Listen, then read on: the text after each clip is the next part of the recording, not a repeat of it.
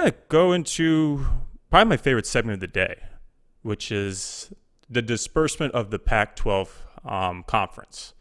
So in recent news, you got Colorado, Utah, Arizona State, and probably others for whoever wants to join are going to be joining the Big 12 in the 2024 season. And then on top of that, you got Oregon and Washington who want to join the Big 10. And not to mention UCLA and USC are already going to join the Big 10 the following season. So we got a big powerhouse conference here. And some news speculating of why these teams are leaving is the Pac-12 has long tailed behind the other so-called Power 5 conferences in terms of their media rights deals. So I guess in short, these schools are just getting the short end of the stick, staying within the Pac-12 versus what they could be getting in other conferences like the Big 10 and Big 12. And I forgot to mention that starting this season, you got BYU, UCF, Houston, and Cincinnati. They're going to be joining the Big 12 starting this season. So this is huge because right now the Big 10 and the Big 12 are the biggest conferences in the country. I think Big 12 and SEC are have the same amount, but still those are the top amount of teams in general. What this means for the Big 10 in terms of divisions is it's going to go away starting 2024. I think this is huge and very good in terms of not only how to determine your what's what I'm looking for, your strength of schedule, but also your path to the Big Ten championship game. Because it's always been East versus West. I mean, I have nothing against the West. I follow teams closely in the West, considering Wisconsin. If you were to take the best defensive players in the West and the best defensive players in the East, the West is going to win. But overall, as a team, the East is just way more competitive and way more higher talent as an overall team.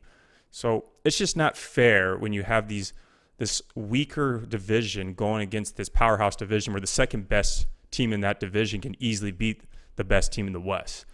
So with these other schools joining in, being UCLA and USC and all these other schools, you have to get rid of it because it doesn't make sense. Because those schools are in the further West. What are you going to call it? The Super West or the Wester division? So it just makes sense to get rid of it and to have a better balance of power within the conference when the championship game comes around. And as I mentioned, you can also put yourself in a better position in terms of having a stronger strength of schedule if you really are that good of a team to really make a case for the playoffs. So that's what I like about it.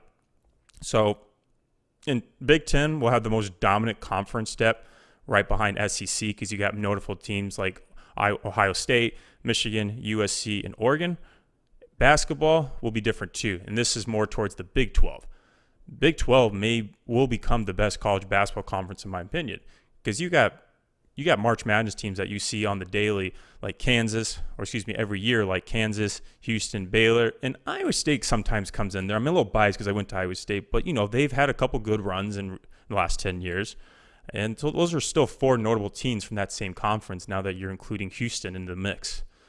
So I like it. So Big 10 is going to be more dominant in football, and the Big 12 is going to be more dominant in basketball. And then that does include the other sports too. So I'm excited to see like track and cross country in terms of what that dynamic is going to be like when those smaller sports kind of go into play as well.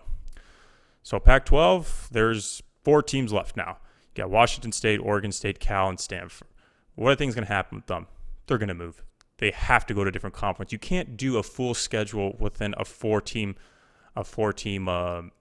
conference. It just wouldn't work out, in my opinion. And you can't. There's only so many teams that are going to allow independent schools or other non-conference schools into their schedule. So, if I were to make a guess, I would say 1 or 2 of these teams are probably going to go to the Mountain West, or they'll just join the Big 10 or Big 12.